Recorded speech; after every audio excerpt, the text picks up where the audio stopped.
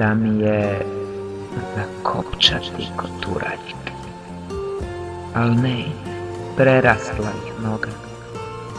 Ispustiti se niz cestu opečenu podnevnom jarom, da osjetim ruke vjetra u zaletu u svom letu. I da mi je biti pastiricom. Na orošenoj livadi u sjedu na panju zaplautati zov o praporenom krdu konja u galopu. Da mi je sičušnoj roniti lagunom sirena u potrazi za bistom sanjanoga princa i nikad je ne pronaći. Da mi je košmarnoj još jednom tači žagor kiša u slijevu niz slaplje lica.